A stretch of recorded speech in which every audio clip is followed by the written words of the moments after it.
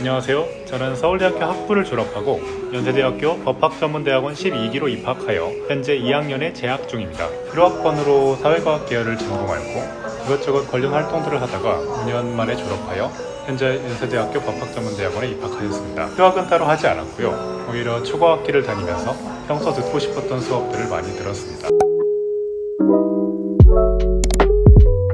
제 정량 스펙부터 말씀드리자면 GPA는 96 정도였고요.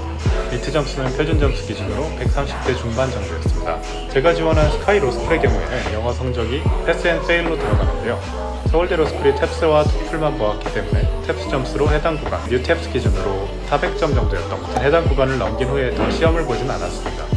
영어 성적이 아주 좋은 경우에는 자기소개서에 도움이 될 수도 있다고 하고 그 기준이 명확히 정해진 것은 아니지만 주변에 듣기로는 뉴탭스 기준으로 950, 뉴탭스 기준으로 550 이상인 경우에는 보통 자기소개서에 어필을 하는 경우가 많았습니다. 다음은 정성팩으로 넘어가겠습니다. 먼저 로스쿨 입시에서 정성 요소의 의미와 중요성에 대하여 개괄을 하고 들어가는 것이 좋을 것 같습니다. 로스쿨, 특히 스카이 로스쿨의 경우에는 대부분의 사람들이 정성은 중요하지 않고 정량대로 간다고 알고 계시는 분들이 많습니다. 어느 정도 맞는 말씀입니다. 보통 정성 요소 그 자체로 의미를 갖기 위해서는 회계사, 변리사, 약사 정도의 전문 자격증이 있거나 전문성 있는 오랜 사회생활 경험이 있는 경우를 말합니다. 그러나 저를 포함하여 대부분의 입시생들이 이를 갖추지 못한 경우가 많기 때문에 정성 요소에서 유의미한 차이를 만들기는 어렵고 대체로 정량에 맞춰가는 경향을 보입니다. 전문 자격증이 있는 경우에는 모의 지원 기준으로 정량 2배수가 훌쩍 넘어가도 합격하는 사례를 심심치 않게 볼 수 있습니다. 그렇다면 정성이 중요하지 않은가 하면 이건 분명히 아니라고 말씀드리고 싶습니다.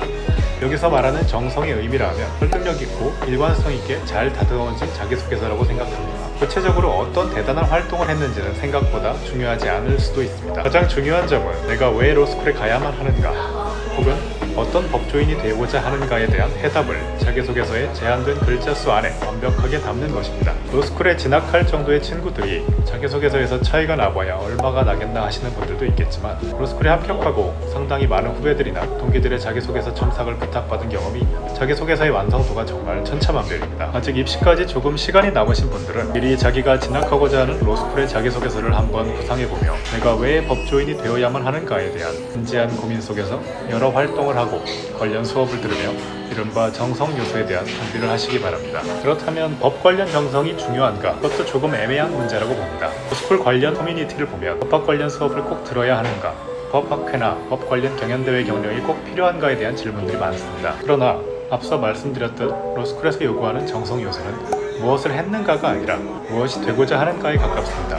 따라서 법학 관련 정성이 그 자체로 도움이 된다기보다는 내가 이런 이유로 법조인이 되고자 하는데 이를 위해 학부 때부터 이런 활동을 해왔다 라는 부분에서는 분명 어필할 수 있는 측면이 있을 것입니다. 별로 관심도 없고 자신도 없는데 오직 로스쿨 입시를 위해서 법 관련 정성을 준비하는 것은 별로 추천드리진 않습니다. 오히려 스카이 로스쿨에서는 법학 관련 학점보다는 그냥 전공 과목을 얼마나 많이 듣고 전공 관련 학점이 얼마나 좋은지를 훨씬 중요하게 생각합니다. 그런 의미에서 로스쿨 정성 요소로서 전문 자격증 정도가 아니라면 정성 요소로 누가 무엇을 했는지는 전혀 중요하지 않다고 봅니다. 그래도 제가 자기소개서에 어필했던 정성 관련 내용들을 간략히 말씀드리자면 저는 공직을 지향하는 방향으로 자기소개서를 작성하였고 법학 관련 수업을 수십 학점 수강했던 점, 공공기관이나 시민단체 등에서 법법 관련 인턴 혹은 봉사활동을 했던 점, 크고 작은 교내외 학회활동 등을 통해 제가 제시하고자 하는 비전을 일관성 있게 어필하였습니다.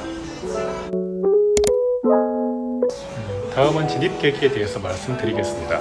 저는 아주 어릴 때부터 법조인, 특히 검사에 대한 꿈이 있어서 지원을 했습니다. 다른 진로는 딱히 생각해 본 적이 없었기에 그 지원에 대해서 고민했던 적은 없었던 것 같습니다.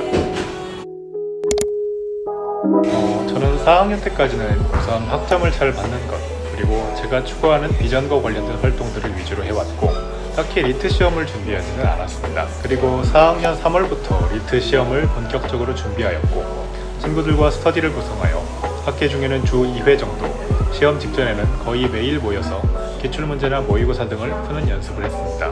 초시의 점수가 조금 아쉽게 나와 시험을 한 번 더 보았는데 준비 과정에서 크게 달라진 점은 없었습니다. 면접 준비 역시 따로 학원을 다니거나 하지는 않았고 스터디를 구성하여 스터디원들끼리 모의 면접을 돌리는 방식으로 주 2회 약 2달 정도 대비를 하였습니다. 로스쿨 면접의 경우에는 보통 인성 면접은 진행되지 않는 경우가 많고 대시문 면접으로 진행되기 때문에 면접의 변별력이 아주 큰 편은 아니지만 스카이 로스쿨의 경우에는 면접을 아주 못 본 경우에는 다른 점수가 높아도 떨어지는 경우가 있으니 면접 대비 자체는 꼭 필요하다고 생각합니다. 서울대학교 로스쿨의 경우에는 여러 지문을 주고 그 지문을 관통하는 주제나 키워드 같은 것을 찾는 식으로 진행이 되었습니다.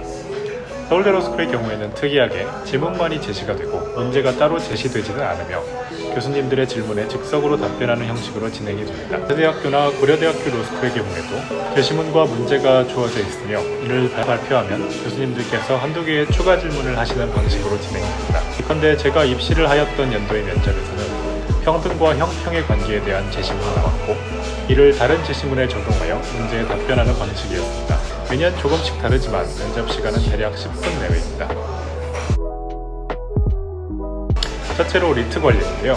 리트는 적성시험인지라 내가 리트에 잘 맞는 사람인지를 빠르게 판단하는 것이 매우 중요합니다. 만약에 아직 로스쿨 입시까지 기간이 좀 남았다고 하더라도 리트를 미리 한번 봐보고 진입 여부를 판단하는 것을 적극 추천드립니다. 예를 들어 리트에 타고난 사람들은 처음 풀어도 거의 상위 1%에 가까운 점수가 나오기도 하지만 리트에 타고나지 않은 사람들은 1년 내내 투자를 한다고 하여도 거의 평균 수준에서 크게 벗어나지 않는 경우도 많이 보았습니다. 따라서 리트형 인간이 아닌 경우에는 점수가 오르긴 하지만 안정적으로 오르는 경우는 별로 없으며 그렇게 오르는 폭도 큰 경우는 보진 못했었던 것 같습니다. 실전 경험도 중요하니 3학년쯤에 경험 삼아서 리트에 응시해보는 것도 적극 권장드립니다. 그리고 로스쿨별로 요구하는 인재상과 자기소개서 내용들이 조금씩은 다를 수 있기 때문에 그 로스쿨에 입학한 선배님들이 계시다면 관련 정보를 많이 구하는 것이 매우 중요합니다. 마지막으로 자기소개서가 또 굉장히 중요하니까 최대한 많은 분들에게 탐색을 받는 것을 적극 권장드립니다. 특히 학생들이 보는 관점과 어른들이 보는 관점이 전혀 다를 수 있으니까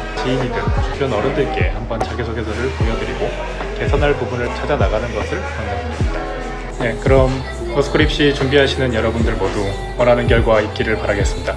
화이팅!